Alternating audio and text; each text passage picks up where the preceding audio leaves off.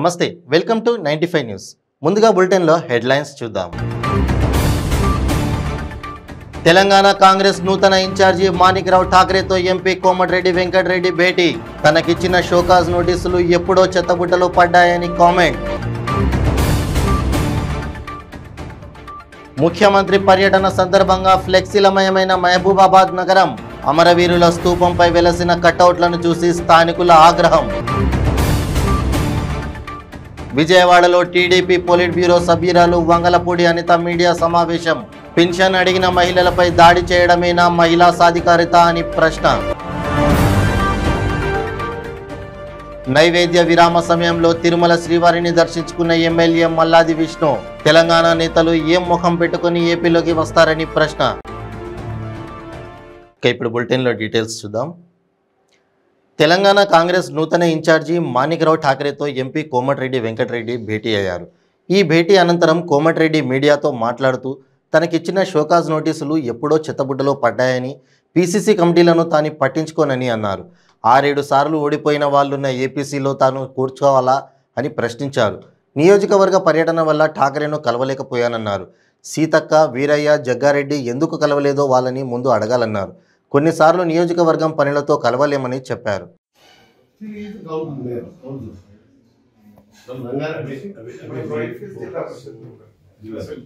యుద్ధం చేయాలి, పోరాటం చేయాలి.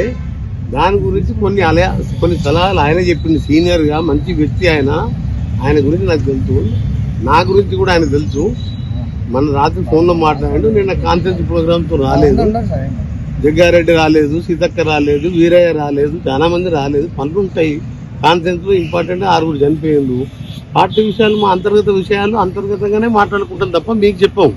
షోకాజ్ నోటీస్ అనేది లేనే లేదు. అది పార్టీ విజయం కోసం ఎలాంటి షోకాజ్ నోటీస్ అనేది లేనే లేదు. గతంలో సీనియర్లు కించపరుస్తూ మార్ఫింగ్ చేసి పెట్టిందని ఉత్తమ్ కుమార్ రెడ్డి గారు పోలీస్ కంప్లైంట్ ఇచ్చిండు. నేను కూడా పోలీస్ కంప్లైంట్ ఇచ్చిన. అది క్లోజ్డ్ చాప్టర్. అది దాన్ని హైకమాండ్ కూడా పట్టించుకుంటలేదు. అది మార్ఫింగ్ చేసిందని వాళ్ళకు కూడా తెలిసిపోయింది. ఎందుకంటే పోలీస్ కమిషనరే చెప్పినప్పుడు ఉత్తమ్ కుమార్ చెప్పింది కదా, కమిషనరే నాకు ఫోన్ చేసి చెప్పిండు, నాకు కూడా ఫోన్ చేసి చెప్పిండు కమిషనర్. అది అయిపోయింది. మహబూబాబాద్ జిల్లాలో ముఖ్యమంత్రి కేసీఆర్ పర్యటన నేపథ్యంలో ఉద్యమకారులకు చిహ్నంగా నిర్మించిన స్తూపానికి ప్రజాప్రతినిధులు, అధికారులు కటౌట్లు కట్టారు. ఉద్యమకారుడు తెలంగాణ రథసారథి కేసీఆర్ అని పలు చోట్ల పేర్కొన్నారు. తెలంగాణ కోసం అమరులైన అమరవీరుల త్యాగాలకు గుర్తింపు కరువైంది. అమరవీరుల స్తూపం 4 మూలాల ఫ్లెక్సీలను ఏర్పాటు చేసి కనీసం కనబడకుండా చేశారు. అదే దారిలో సీఎం వస్తున్నా కనీసం తుది మెరుపులు కూడా దిద్దలేదు. అమరవీరుల త్యాగాల గుర్తుకు నిలిపించిన స్తూపంపై వెలసిన కటౌట్లను చూసి స్థానికులు ఆగ్రహం వ్యక్తం చేస్తున్నారు. మహబూబాబాద్ మొత్తంలో భారీ కటౌట్స్లను ఏర్పాటు చేశారు.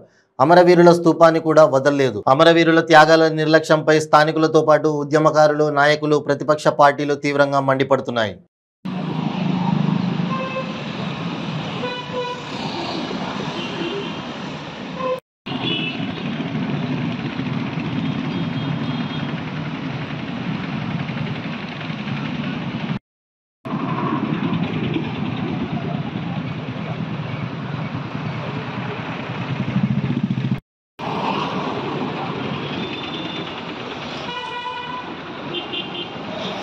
పెన్షన్ అడిగిన మైనారిటీ మహిళల కళ్ళలో కారం కొట్టి వారిని చితగొట్టడమేనా జగన్ రెడ్డి సాధించిన మహిళా సాధికారిత అని టీడీపీ పొలిట్ బ్యూరో సభ్యురాలు వంగలపూడి అనిత ప్రశ్నించారు. విజయవాడలో మైనారిటీపై, మహిళలపై వైసీపీ గుండాల దాడిపై హోంమంత్రి ఏం చెబుతోంది అని అన్నారు. రాష్ట్రంలో ఏం జరుగుతున్నా హోంమంత్రి ఎల్లప్పుడూ హోంకే పరిమితం అవుతున్నారని విమర్శించారు. ఇస్తానంటే ఇస్తానని చెప్తావు, ఇవ్వలేనంటే ఇవ్వలేనని చెప్తావు. అది కాకుండా ఒక గూండా బ్యాచ్ దించారు.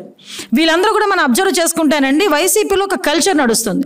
ఆ కల్చర్ ఏంట్రా అంటే ఎవరైనా గట్టిగా మాట్లాడితే నెక్స్ట్ డేకి టార్గెట్ అవుతారనమాట. ఆ టార్గెట్ అయ్యి వాళ్ళు ఒక గూండా బ్యాచ్ని తీసుకెళ్తారు. ఆ గూండా బ్యాచ్ ఎలా ఉంటుందంటే నోటికి వచ్చినట్టు మాట్లాడారు. సంస్కారవంతమైన ఎవరో కూడా వాళ్ళ మాటలు వినడానికి కూడా ఇష్టపడరు. అట్ ద సేమ్ టైం వాళ్ళ మీద దాడి చేయించే కార్యక్రమం. ఈరోజు కారం పొట్లాలు పట్టుకొని ఇంటెన్షనల్గా ఉదయం 7:30కి వాళ్ళ ఇంటికి దగ్గరికి వచ్చి ఈవిడ డోర్ ఓపెన్ చేయగానే ఒకేనొక టైంలో ఒకేసారి అందరూ కూడా దాడి చేస్తే అది ఇంటెన్షనల్గా దాడి జరుగుతుందా, లేకపోతే వీళ్ళు ఇంటెన్షనల్గా దాడి చేసినట్టు అవుతుందా?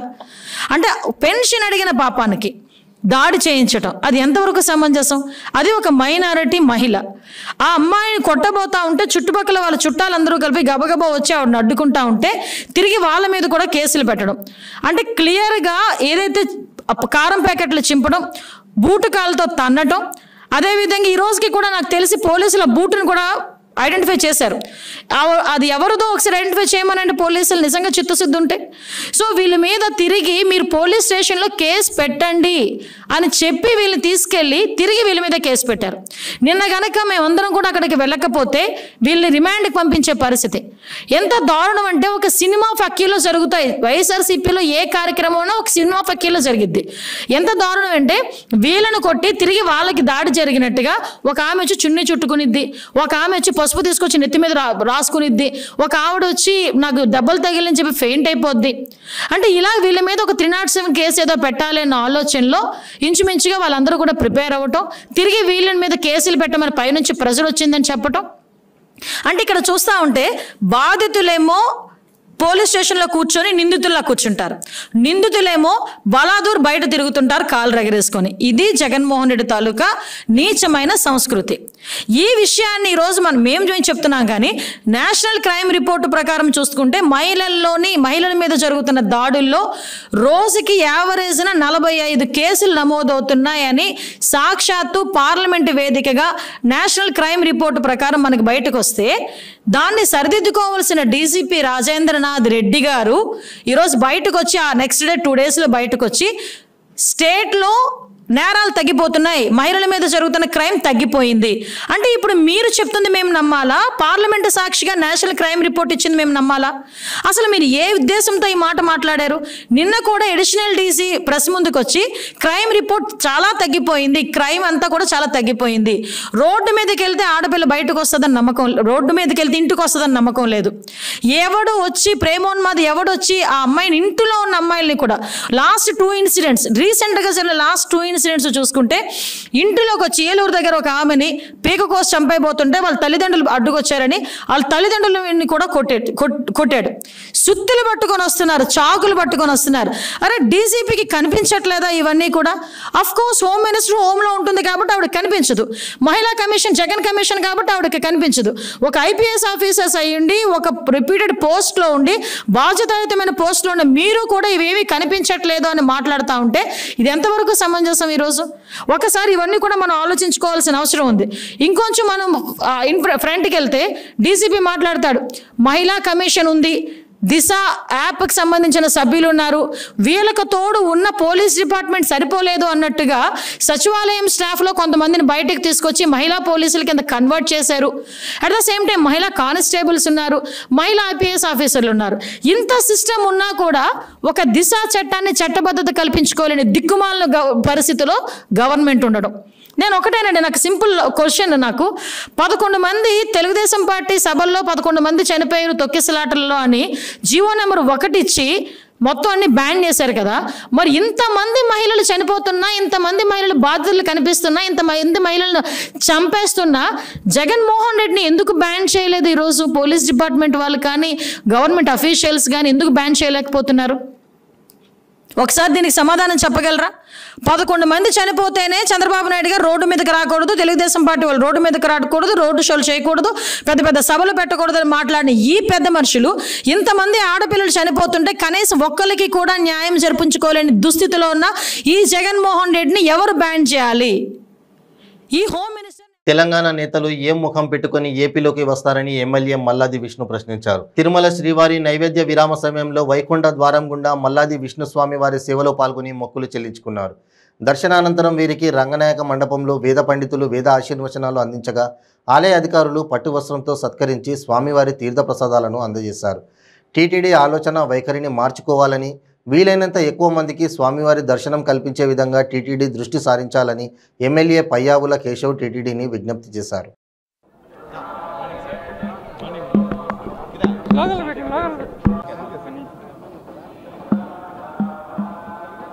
అందరికీ సంక్రాంతి శుభాకాంక్షలు.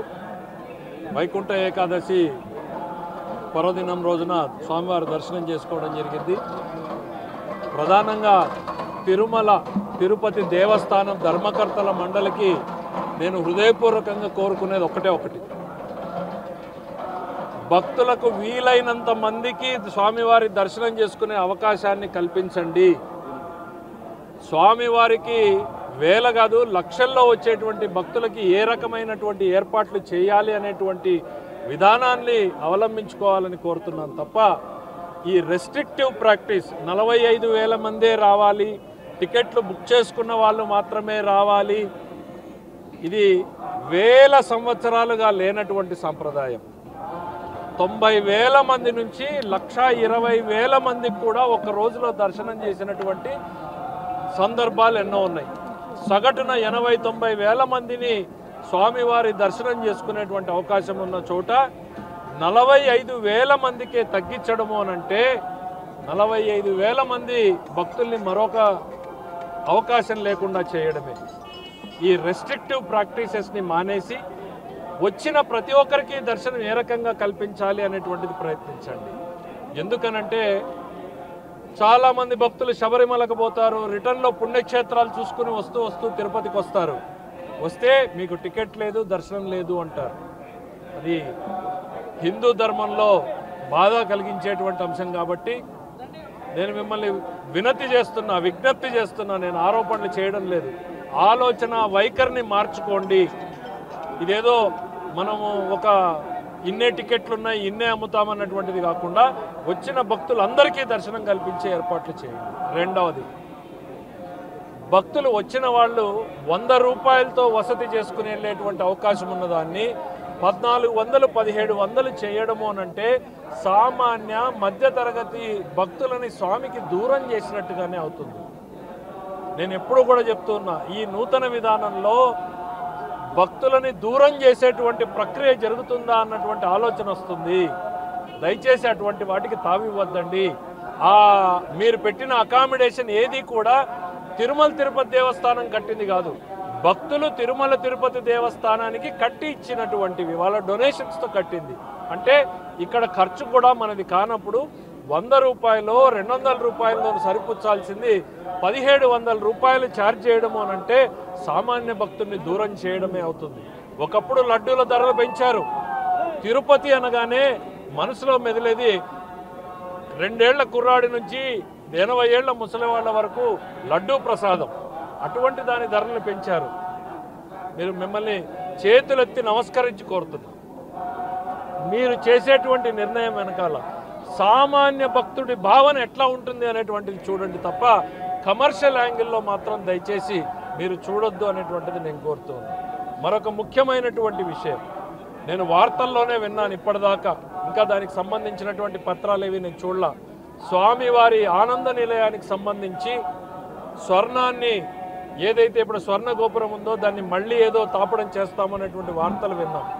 దయచేసి అట్లాంటి చర్యలు చేపట్టే ముందు విస్తృతమైనటువంటి కన్సల్టేషన్స్ చేయండి. మాలాంటి వాళ్ళతో కాదు, ఆగమశాస్త్ర పండితులతోటి. కృష్ణా జిల్లా మచిలీపట్నం ఆర్పేట పోలీస్ స్టేషన్ పరిధిలో యువకుడు ఆత్మహత్యకు పాల్పడ్డాడు. హ్యాపీ డేలో హోటల్లో షెఫ్గా పనిచేస్తున్న మోహన్ వంటగదిలో ఉరివేసుకుని ఆత్మహత్య చేసుకున్నాడు. అనుమానాస్పద మృతి కింద కేసు నమోదు చేసుకుని ఆర్పేట పోలీసులు దర్యాప్తు చేస్తున్నారు.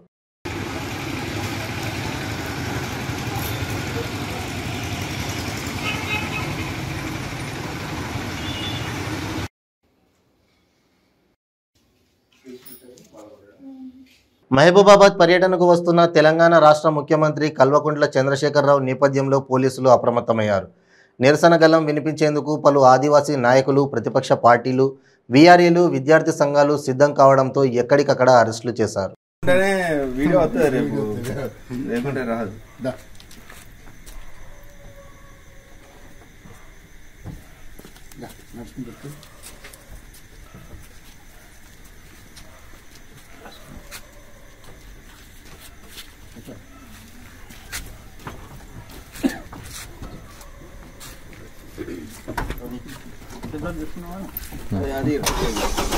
నెల్లూరు జిల్లా మర్రిపాడు తహసీల్దార్ కార్యాలయం వద్ద రైతులు ఆందోళనకు దిగారు. కండ్రిక గ్రామంలో 1976లో రైతులకు ఇచ్చిన భూములను స్థానిక నాయకుడు ఆక్రమించడానికి తెరచాటు యత్నాలు కొనసాగుతున్నాయి. ఎన్నిసార్లు తహసీల్దార్కు ఫిర్యాదు చేసినా పట్టించుకోవడం లేదంటూ రైతులు ఆరోపించారు. న్యాయం చేయాలంటూ తహసీల్దార్ కాళ్ల మీద పడి రైతులు వేడుకుంటున్నారు. సార్ మా సమస్య ఒక్కసారి కాదు 2 సార్లు కాదు 6 నెలల నుంచి మీరు ఛార్జ్ తీసుకున్నప్పుడు తిరుగుతూనే ఉన్నాము. సావధానంగా మీరు కూడా ఎన్నారో పరిశీలించారు. చెప్పండి సార్. నాటి ఉండరు కదా జామాయిలు అది ఎట్లా సార్ ఇతని విషయం కూడా మీకు తెలుసు. ఇతని దగ్గర పరిచిన మా సీజే అర్హమైన మా సీజేఎఫ్ఎస్లు మా కుటుంబాలకు ఇచ్చినాయి. మీరు ఈరోజు విచారించుకోండి. మేమేమన్నా ఎక్కువ పొలాలు సంపాదించే రికార్డు ఉంటేనే ఎవిడెన్స్ గా లేదని చదివేస్తుంటారే. మమ్మల్ని ఏ విధంగా అర్హులని తీసుకుంటారు మీరు? మీరు అర్హులైతే పెడతామని చెప్తున్నారు. మీరు కూడా కాదల్లా. మేము మమ్మల్ని అర్హులని మా పేర్లు ఎట్టు వచ్చాయి? మా రికార్డు పాత రికార్డు ఎట్టుంది? మాకు 33 సెంట్లు ఎట్టిచ్చారు. ఆ కౌలుదారులు అప్పుడు మేము ఏం చేయగలము? మేము కోరుకునేది మాకు రావాల్సింది, మేము న్యాయంగా మాకు దక్కాల్సింది మేము అడుగుతున్నాం. సార్ మేము విత్తనవాదం చేయడం లేదు సార్. మీకు మాది విత్తనవాదం అని చెప్తే మీరు నిరభ్యంతరంగా బయలుదేరవచ్చు. మేము కూర్చుంటాం. ఇప్పుడు చాలా మంది చేసుకుంటే మీరు వెళ్ళమని ఎందుకు చెప్పారు సార్? గౌరవ్ జేసీ గారు చెప్పండి సార్. మాకు అతనితో మాట్లాడే అధికారం లేదు. మీరే మాట్లాడండి. వాళ్ళ సీసీ మాట్లాడండి. ఆయన అప్పుడే చెప్పేస్తారు కదా ఇది కుదరదులేపో అని. ఏ విధంగా రాదా మీరు అర్హులేనని చెప్పారు కదా. ఇదే రికార్డు మేము కొత్త రికార్డే వీలేదే. ఇదే రికార్డు ప్రభుత్వ పొలం మీరు చూడండి. ఆగి చూడండి. 70,000 ఖర్చు పెట్టాం. మేము ఈ ఒక్క రోజు కష్టపడితే పని చేసుకొని తినాల్సిన వాళ్ళం సార్. మా దగ్గర ఏం విస్తృతమైన ఆస్తులు లేవు. అట్లానే మేము ఆశతోనే ఖర్చు పెట్టాం. ఈ రోజు చాపండి ఒక వ్యక్తి అతని దగ్గర ఏం రికార్డు లేని వ్యక్తి చెప్పగానే మీరు ఆ విధంగా ఎట్లా సార్? మిమ్మల్ని మేము ఆపము. మీ విధులకు అడ్డం రావు సార్. కానీ ఇక్కడ జరిగే ప్రతి పరిణామానికి మాత్రం రెవెన్యూ వాళ్ళే సార్ బాధ్యత. కావాలి కావాలి న్యాయం కావాలి. కావాలి కావాలి న్యాయం కావాలి. 1976లో 1976 సంవత్సరం సీజే భూముల కింద మాకు ఒక్కొక్కరికి 2.5 ఎకరా 3 ఎకరాలు చొప్పున ఇచ్చారు. ఇస్తే అప్పటి నుంచి మేము చేసుకుంటున్నాము. 2012లో వేరే అతను మా భూములు ఆక్రమించేదానికి ప్రయత్నం చేశాడు. కానీ మేము ఒప్పుకోకుండా మా భూములు మేమే చేసుకుంటున్నాము. 2018లో అప్పటి ఆర్డీఓ గారు బాపిరెడ్డి సార్ గారు మాకు నోటీసులు ఇచ్చి మీకు పట్టాలు ఇస్తాము, సీజే రద్దు చేస్తున్నామని చెప్పి మాకు మీటింగులు పెట్టి సంతకాలు తీసుకున్నారు. అప్పట్లో కొంతమందికి ఇచ్చారు, కొంతమందికి ఇవ్వలేదు. అప్పటి నుంచి మా ఆధీనంలోని పొలాలు ఉన్నాయి. కానీ మేము ఇప్పుడు ఆ పొలాలు చేసుకునే దానికి పోతే మాదాల సుబ్బారావు అనే అతను మాకు అడ్డం వచ్చి నేను కొన్నాను, మీ భూమి కాదు ఇది మా భూమి అని చెప్తున్నాను.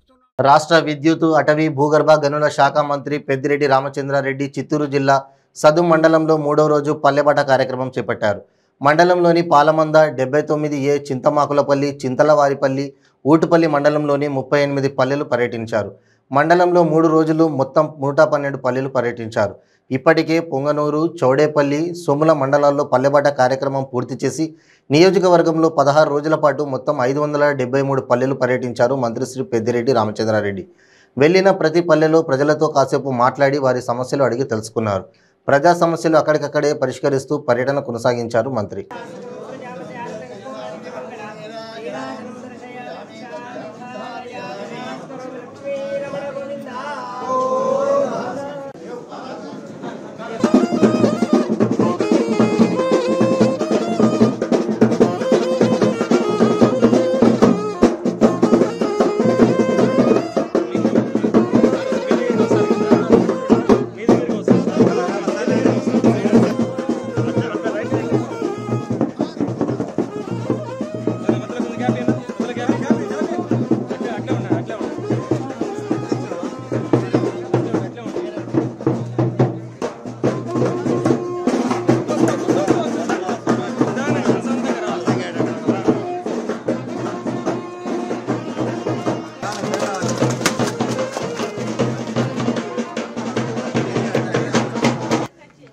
రాష్ట్ర హోంమంత్రి తానేటి వనిత ఆగిరిపల్లి పోలీస్ స్టేషన్ను ప్రారంభించారు. ఈ కార్యక్రమంలో MLA Meka Venkata Pratap Apparao, IG Palaraju, SP Rahul Dev Sharma, sub collector Adarsh, స్థానిక వైఎస్ఆర్సీపీ నాయకులు, ఇతర ఉన్నతాధికారులు పాల్గొన్నారు. మంత్రి మాట్లాడుతూ ఆగిరిపల్లిలో నూతన పోలీస్ స్టేషన్ను ప్రారంభించడం చాలా సంతోషంగా ఉందని అన్నారు. సీఎం జగన్ ఆదేశాల మేరకు పోలీస్ శాఖ పారదర్శకంగా నిబద్ధతతో పనిచేస్తోందని అన్నారు. మరి మా పోలీస్ స్టేషన్ ఓపెన్ చేసుకోవడం అనేది చాలా సంతోషకరమైన విషయం. ఈ పోలీస్ స్టేషన్ ఈ రోజున మరి కొంతమంది దాతలతో కానివ్వండి లేదా మా గౌరవ శాసనసభ్యుల యొక్క నిధులతో కానివ్వండి ఇది కన్స్ట్రక్షన్ చేయడం జరిగింది. ఇది ఎంతో కాలంగా ఇక్కడ ఉన్న ప్రజలు, ఇక్కడ ఉన్న పోలీస్ సిబ్బంది కూడా ఈ పోలీస్ స్టేషన్ ఎప్పుడు రెడీ అవుతుందా, ఇప్పుడు ఈ సదుపాయాలన్నీ ఉంటాయని ఎదురు చూసిన సందర్భంలో మరి ఈ రోజున చక్కగా మరి నిర్మించుకోవడం, దీన్ని ప్రారంభించుకోవడం జరిగింది. ఈ పోలీస్ స్టేషన్లో ఉన్న మా పోలీస్ సిబ్బంది ఎవరైతే ఉన్నారో ఇక్కడ ఉన్న వాళ్ళే కాదు, రాష్ట్ర వ్యాప్తంగా ఉన్న మా పోలీస్ సిబ్బంది అందరూ కూడా ఈ రోజున మన గౌరవ ముఖ్యమంత్రి వర్యులు జగన్మోహన్ రెడ్డి గారి ఆదేశాల మేరకు చాలా కమిటెడ్గా వర్క్ చేయడం జరుగుతుంది. అందువల్లనే వాళ్ళంతా సిన్సియర్గా చేయడం వలన ఈ రోజున మన రాష్ట్రంలో క్రైమ్ రేట్ కూడా తగ్గడం జరిగింది. ఈ రోజున ప్రజలందరూ కూడా చాలా సంతోషంగా ఉంటున్నారు. ఎందుకు అని అంటే ఇదివరకు గతంలో పోలీస్ స్టేషన్కి వెళ్ళాలి అంటే కొంత భయం ఉండేది, పోలీస్ అంటే కొంత భయం ఉండేది. కానీ మన ప్రభుత్వం వచ్చిన తర్వాత మన ముఖ్యమంత్రి గారి ఆధ్వర్యంలో ఫ్రెండ్లీ పోలీసింగ్ తీసుకురావడం వలన వాళ్ళు ప్రజలతో చక్కగా అంటే పోలీస్ స్టేషన్కి ఎవరైతే ఇబ్బంది పడి వస్తున్నారో వాళ్ళని ట్రీట్ చేసే విధానంలో, వాళ్ళతో మాట్లాడే విధానంలో, వాళ్ళకి కౌన్సిలింగ్ ఇచ్చే విధానంలో, వాళ్ళకి జరిగిన అన్యాయానికి వాళ్ళకి ఏ విధంగా అండగా నిలబడాలన్న విధానంలో చాలా మార్పులు రావడంతో ఈ రోజున పోలీసుల పట్ల ఒక నమ్మకం అనేది ప్రజలకు కలిగింది. ఖచ్చితంగా ఈ రోజున మరి పోలీసులు అందరూ కూడా సమిష్టిగా పనిచేయడం వల్లనే ఈ రాష్ట్రంలో శాంతి భద్రతలు అనేవి చక్కగా ఉన్నాయని చెప్పడానికి మేము సంతోషిస్తున్నాం. అట్లానే ఈ రోజున మరి ఆగిరిపల్లి ప్రజలందరికీ కూడా, నూజివీడు నియోజకవర్గంలో ప్రజలందరికీ కూడా మరి చక్కటి అవకాశం అంటే ఈ పోలీస్ స్టేషన్ నూతనంగా నిర్మించుకోవడము, ప్రారంభించుకోవడం అనేది జరిగింది కనుక వారందరినీ కూడా మనస్ఫూర్తి ఇక్కడి సేవలు వినియోగించుకోవాలని వారికి తెలియజేస్తున్నారు. అట్లానే మా రాష్ట్ర వ్యాప్తంగా ఉన్న మా పోలీసు శాఖ వారందరికీ కూడా నూతన సంవత్సరం మరియు సంక్రాంతి శుభాకాంక్షలు ముందుగానే మీ ద్వారా తెలియజేస్తున్నారు. ఎస్సీ కార్పొరేషన్లకు నిధులు కేటాయించాలని దళిత సంఘాలు డిమాండ్ చేస్తున్నాయి. వైసీపీ ప్రభుత్వం ఎస్సీల నిధులకు నవరత్నాలకు మళ్లించడం ఆపాలని దళిత సంఘాల జేఏసీ డిమాండ్ చేసింది.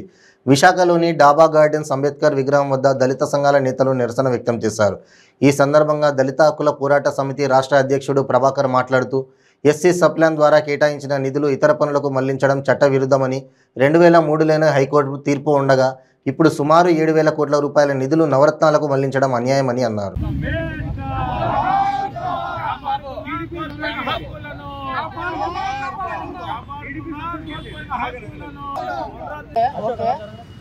మిత్రులారా, ఈవేళ దళిత హక్కుల పోరాట సమితి, అంబేద్కర్ మెమోరియల్ సొసైటీ అలాగే దళిత సంఘాల జేఏసీ తరఫున ఈ కార్యక్రమాన్ని చేపట్టడం జరిగింది.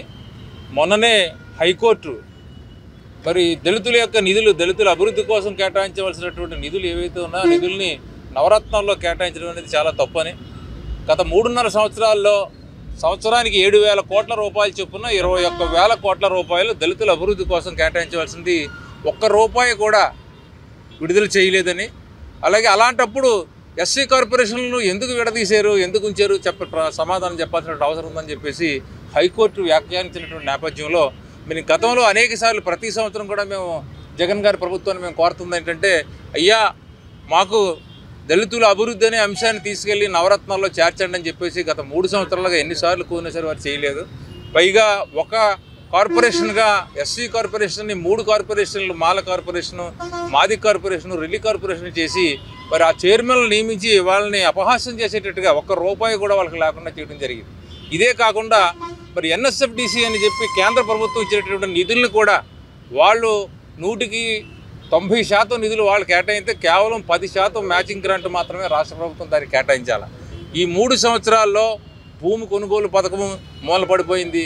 ఒక ఆటో కొనలేదు, ఒక ట్రాక్టర్ కొనలేదు, ఒక ట్యాక్సీ ఎవరికి ఇవ్వలేదు. అన్ని డబ్బులు తీసుకెళ్లి నవరత్నాల పేరు మీద మరి దళితులకు రావాల్సినటువంటి 21,000 కోట్ల రూపాయలు దారి మళ్లించడం జరిగింది. ఇది చాలా తప్పని మేము చెప్పడం కాదు, ఆంధ్రప్రదేశ్లో ఉన్నటువంటి దళితులు చెప్పడం కాదు, స్వయాన హైకోర్టు నిన్న వ్యాఖ్యానించిన నేపథ్యంలో ఈరోజు మరొకసారి ప్రభుత్వాన్ని మేము కోరుతా ఉన్నాం. మేము ప్రభుత్వానికి వ్యతిరేకం కాదు, కానీ మాకు న్యాయంగా రావాల్సినటువంటి డబ్బు ఏదైతే ఉందో ఆ 21,000 కోట్ల రూపాయలు కూడా ఇవ్వాలని చెప్పేసి మేము జగన్ గారి ప్రభుత్వానికి మేము విజ్ఞప్తి చేస్తున్నాం. బులెటిన్ ముగించే ముందు హెడ్లైన్స్ మరోసారి. తెలంగాణ కాంగ్రెస్ నూతన ఇన్ఛార్జి మాణిక్రావు ఠాక్రేతో ఎంపీ కోమటిరెడ్డి వెంకటరెడ్డి భేటీ. తనకిచ్చిన షోకాజ్ నోటీసులు ఎప్పుడో చెత్తబుట్టలో పడ్డాయని కామెంట్. ముఖ్యమంత్రి పర్యటన సందర్భంగా ఫ్లెక్సీలమయమైన మహబూబాబాద్ నగరం. అమరవీరుల స్తూపంపై వెలసిన కటౌట్లను చూసి స్థానికుల ఆగ్రహం. విజయవాడలో టీడీపీ పొలిట్ బ్యూరో సభ్యురాలు వంగలపూడి అనిత మీడియా సమావేశం.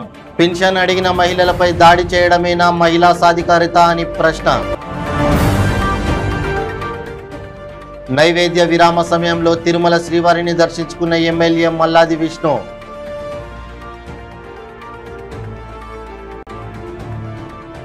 ఇవి బులెటిన్ అప్డేట్స్. మరిన్ని అప్డేట్స్ కోసం చూస్తూనే ఉండండి 95 న్యూస్. ప్రతి క్షణం ప్రజాక్షేమం కోసం. నమస్తే.